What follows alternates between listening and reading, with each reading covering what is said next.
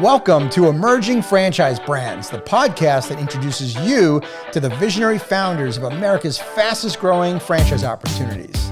We'll also hear from industry pros as they share what it really takes to achieve the elusive milestone of 100 plus locations.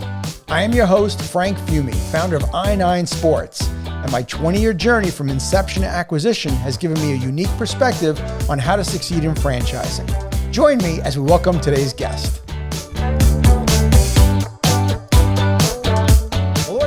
Welcome to the Emerging Franchise Brands podcast. On today's show, I have the founder of NeverStopMoving365, Christina Collins. Christina, how are you today? I'm doing well, Frank. How are you? Doing great, Christina. It's great to have you on the show finally. I'm so excited to be here. Awesome. Well, Christina, all right, why don't we start by sharing with the audience, what is your company? What is NeverStopMoving365? What do you guys do? Sure. NeverStopMoving365 is really pioneering an industry that you know well, Frank, the youth enrichment for wellness space. We are number one in kids' personal training. So we provide sports and exercise tutoring, swim lessons, bike lessons, birthday parties. Awesome. So it's all about getting kids moving. That's what this is all about. Correct. How did you even come up with this idea?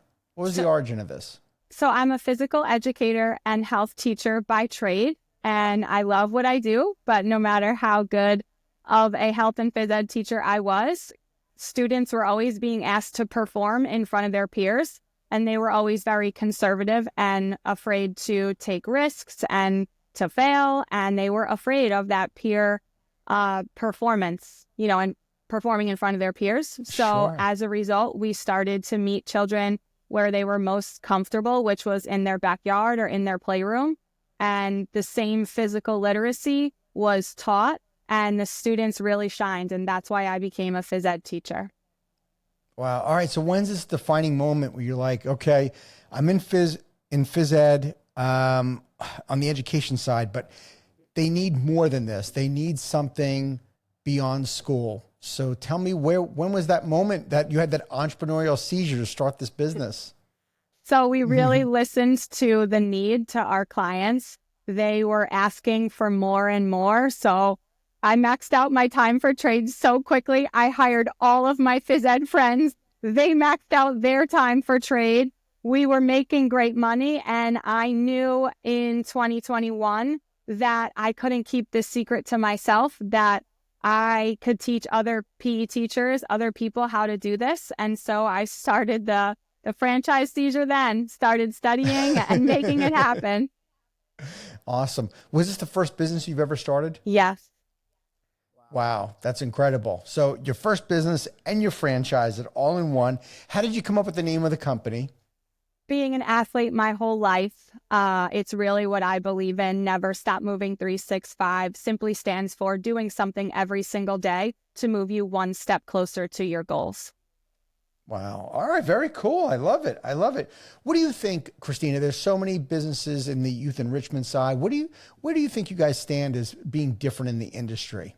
Yeah, that's a great question. Our differentials are that we go to our clients. So we are a super convenient option because we do the schlep. You don't have to, as a mom booking events and activities for your child, you don't have to work on that drop-off pickup matrix with your multiple children. We service our client directly in their home, so it's very convenient and customized.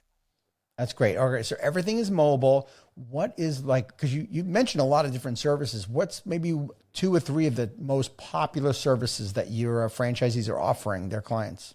Without a doubt, it's the sports and exercise tutoring. A lot of kids want to try a new sport, but they don't want to lock into an entire season. Parents don't want to put out money for equipment for their kids and not enjoy it. And a lot use us for simply caloric expenditure for their child to have movement opportunities that don't involve a scoreboard and competition and pressure. You don't need necessarily a team sport. A lot of children today don't really thrive in a team sport, but they do love movement and inclusive physical activity for wellness. And how long are these typical sessions? So they're all one-on-one, right? Or they're a group class as well? That's a great question. It really is up to the child. We want to make sure that their confidence is built. So some children do prefer the one-on-one mentorship. Some it will be with siblings or neighbors or classmates. Sometimes it is a small group, private. The parents are in control of the attendance, which they seem to enjoy just as much as the children, as far as having the exclusivity aspect. And sessions, when they are one-on-one or class for that matter, are anywhere 45 minutes to an hour, depending on the age of the child.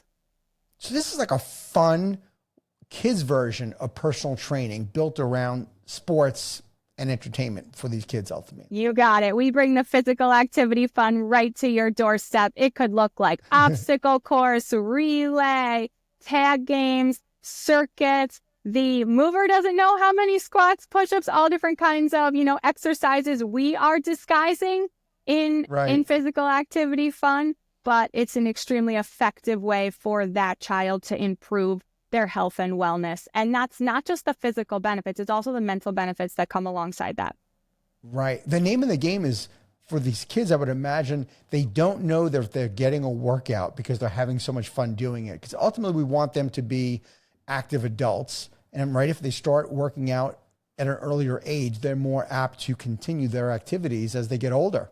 That is correct. Exactly why we are trying to foster physical literacy at such a young age. It's our way of addressing the childhood obesity epidemic and the, quite frankly, disturbing statistics that come out of it. Yeah, it is crazy. It's crazy. It really, really is. So, Christina, you were doing this. Let's see, you founded the company in 2017. What made you even think to franchise? How did franchising even come to be? To be honest, I thought for a long time that franchising was just product based. I know that if you eat a Hershey bar in Pennsylvania, it's the same as in New York. But when I, quite frankly, was making more as owning this business than I would have teaching for 3 years of phys ed, I knew that I had to provide this financial freedom and, most importantly, the freedom of time. Especially, I had this company I created the company as soon as I wanted to start a family because I wanted to be there for my family. And I want to make sure that other women also have that opportunity because I get to be so closely, intimately involved in my children's life. And quite honestly, Frank, if I stayed in the school system, I wouldn't have put them on or off the bus. Wow. Yeah. No, that's phenomenal. So, so you start franchising. Did you go to a franchise consulting firm? Did you get a franchise attorney? Tell me about your journey of franchising. So I started, like I heard a different guest say, I also read Franchise for Dummies. And I started to consume as much material as I can. Mark Siebert's book, which is how I found iFranchise. So I did use the support of a franchise consulting firm to help us get the necessary infrastructure in place. Because I know my company and they know franchising. We married together. Now, similarly, I look to partner with phys ed teachers because they know their community and I know phys ed. The company. And so we take the company and we plant it into their community and children get to have inclusive physical activity opportunities beyond the school day. That's fantastic. Well, of course, the area where you started and where you are is near and dear to my heart, also being from New York originally. So I know what the potential is of this. I would imagine it's exciting and it could be overwhelming at times when you think about the amount of opportunity that you have. What's your dream long-term vision for the business?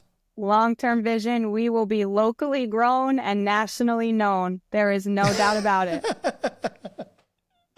Oh my gosh. Okay. So you start franchising. Let's see. So you started in Westchester, right? And you've got locations now in Westchester, Long Island, Lancaster, PA. You've got another one coming in New Jersey before we know it.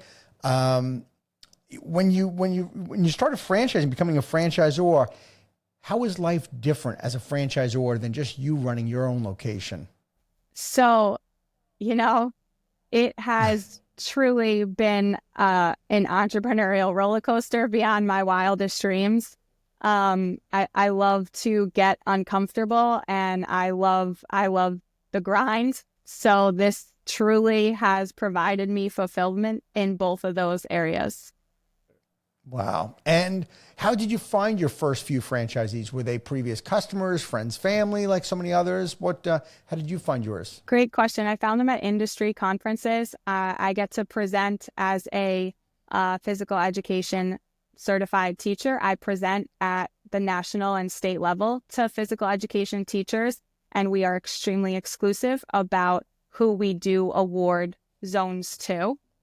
And just a few have heard the green light, yes, and it has been very exciting. Christina, it's got to be a challenge though as a franchisor, especially new, because you get somebody that's inquiring, they're excited about your brand, you're excited about your brand, you want to grow this thing out. How do you tell people no? How do you filter people and say, I don't think this is a right fit for you?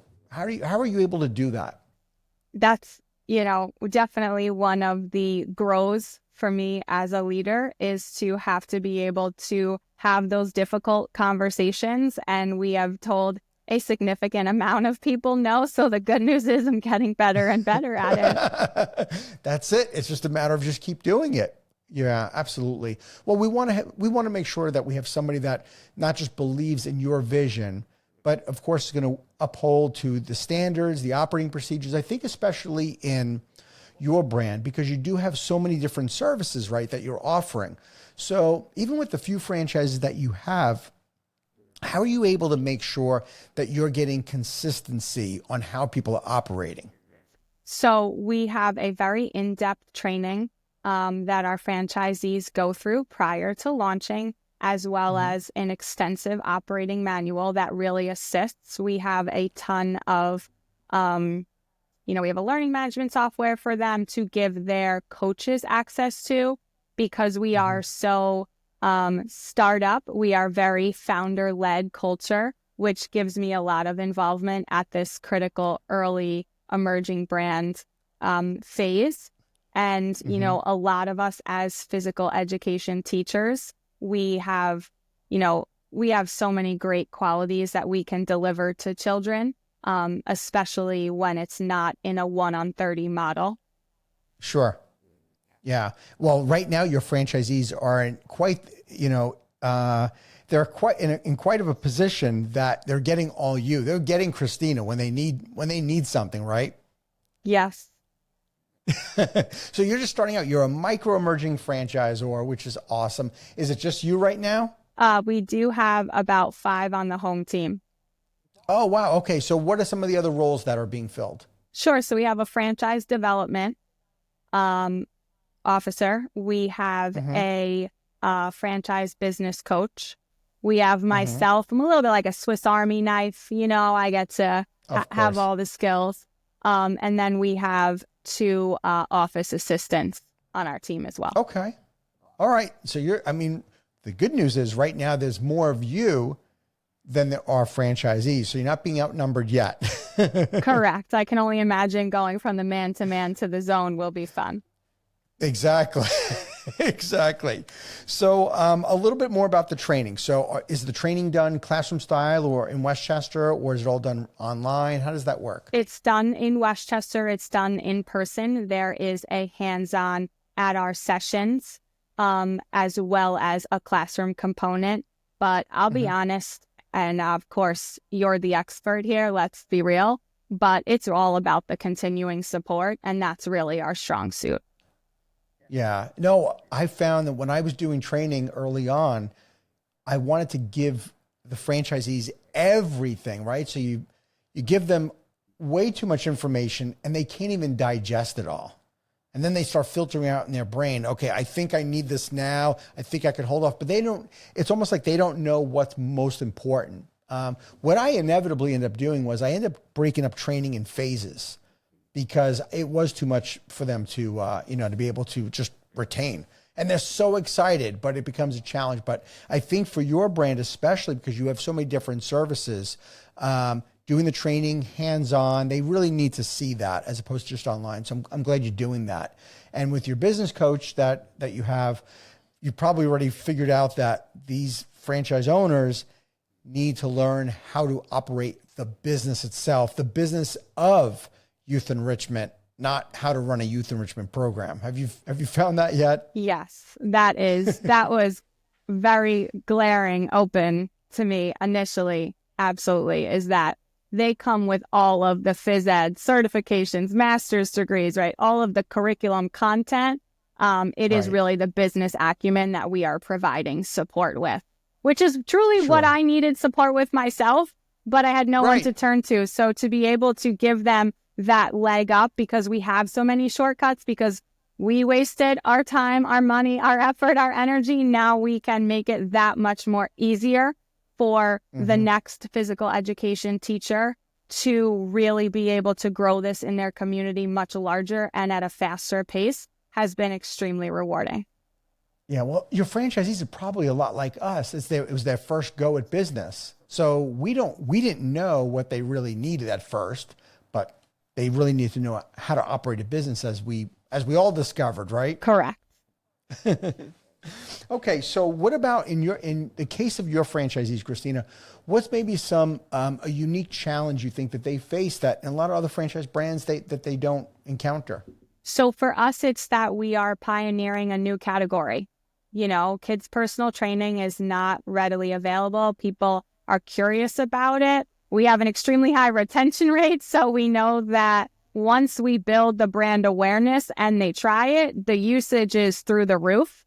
But it's really just breaking through what is NeverStopMoving365. So how does it work when a mom or dad inquire and book time with one of your franchise owners or with one of the PE folks? Is there a package of sessions or is it just one-off? How does it work? Yeah, we really believe on being on demand so that families aren't locking in. You know, listen, we've all done it as parents. You lock into 12 Mondays at 5 o'clock and then your kid goes to 8.5 of them. And it's like, what did I just pay for? So it is on demand. We have an app so families can book 24/7 from the convenience of their cell phone. And they log on, they book, they can pick a sport, a very specific sport that they want tutoring in for their child, or just a general exercise tutoring. And they can put in goals like core strength, upper body. They pick the day and time, and they get email confirmation of everything. Payment, everything goes through the app. So it is very convenient for families. And when they're a new family, everyone on our home office team, as well as our franchisee and the coach, gets notifications. So we have a system in place, jump on the phone, we speak to the parent, and this is the critical difference.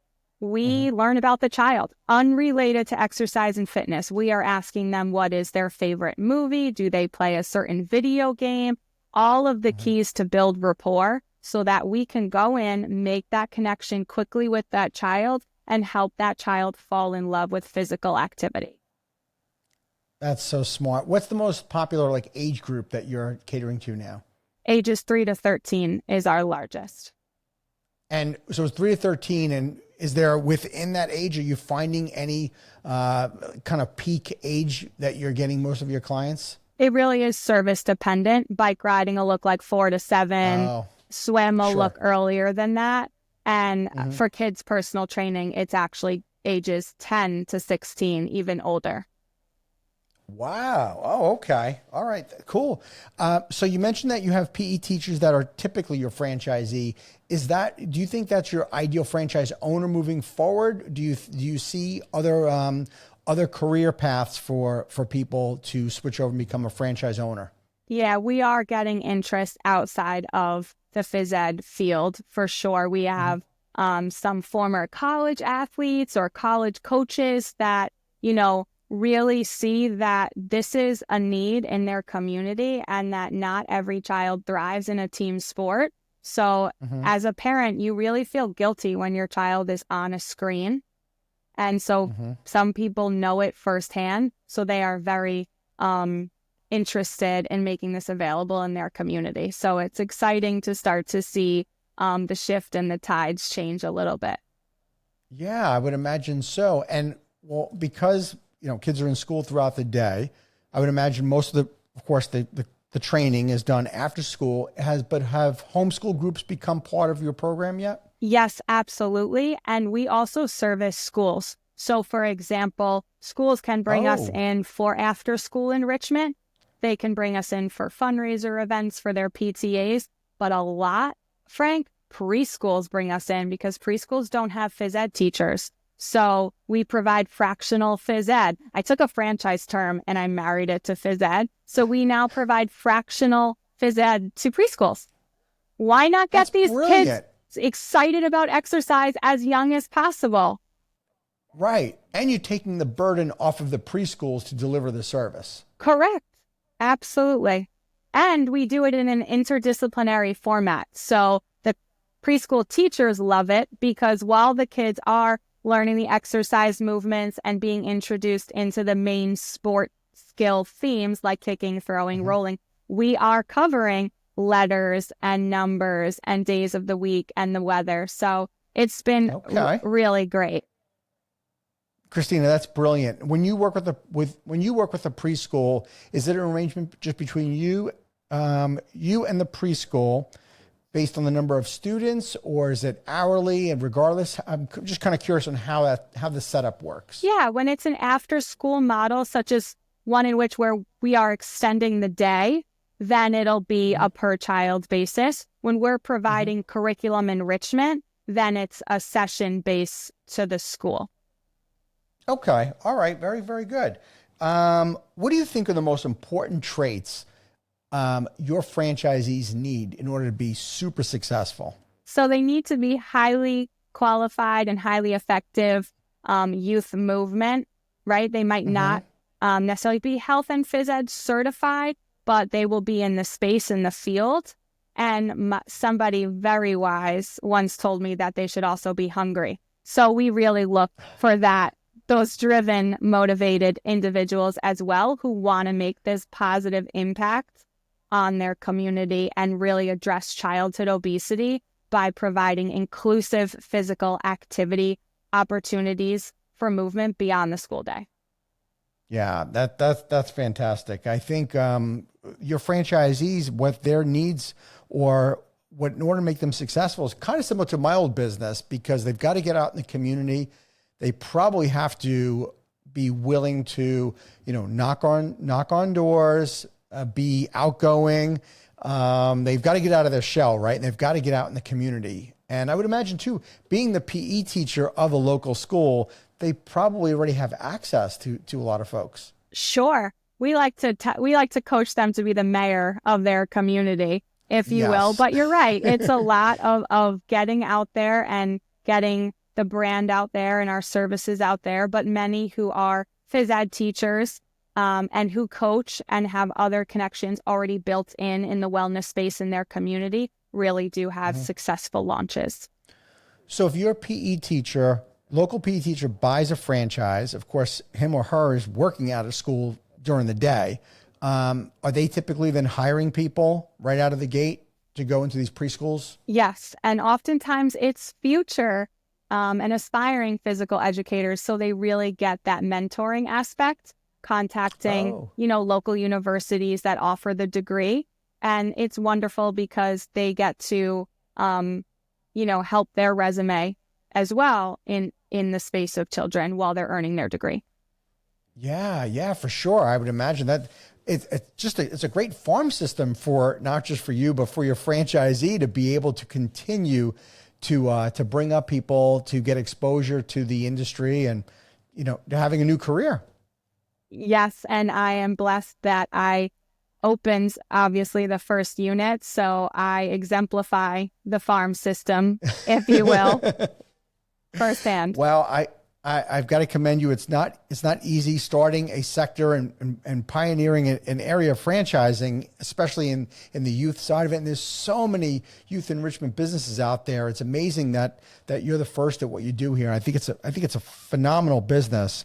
It's so different, but it is so needed. Christina, I'm curious, what is the investment range of one of your franchise opportunities? Sure. So the initial investment is 15,000. But it could, to open, it could be anywhere 23 to 42 all in. Okay, so 23 to 42. So is the franchise fee itself 15,000? That's correct. Okay, and how big is a territory?